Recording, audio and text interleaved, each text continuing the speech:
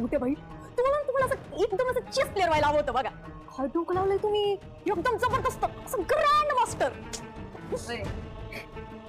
तुला सुरुवात कोपराला गुळ लावणं ते करायला मी काही इंज सरकार आहे का? तुम्ही खरे मोठे बाई, तुम्ही काय गेम टाकलाय आहो. ते इंग्लिश ना विचार करून करून डोक्यात असा भुगा झाला असणार आहे बघा. हा मग व्हायलाच पाहिजे. बघत मोठे बाई म्हणतात का मला? हा खरंय बघा ते.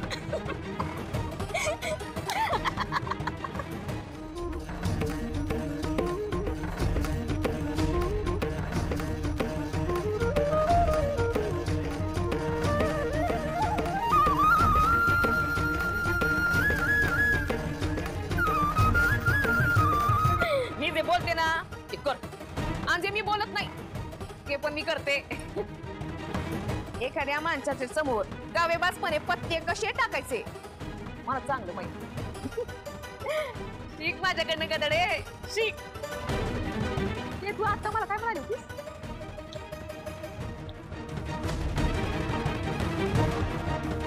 काय ते अगं सांग की.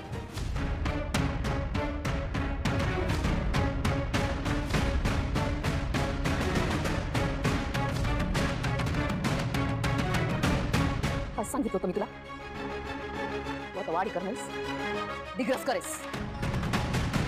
हो मोठ्या बाई, बरोबर आहे तुमचं. आता मी कीर्तन परंपरेला अखंडपणे पुढे नेणाऱ्या दिग्रसकर घराण्याची सून आहे. म्हणूनच या घराण्याच्या परंपरेत मी कसलाही खंड पडू देणार नाही. इंद्रायणी आदर्श दिग्रसकर हातात वीणा घेऊन मुख्य विठुरायाचं नाव कीर्तन सेवेला उभे राहणार. मोठ्या बाई हा वारसा, ही परंपरा फक्त अभिमानाचं नाही, तर माझ्या अस्तित्वाचं सुद्धा कारण आहे. मोठ्या बाई, ज्या घराच्या दारी विठुरायाचे भक्त येतात ना, त्या घरातली दारं भक्तीसाठी कधीच बंद होत नाही. रामकृष्ण हरी.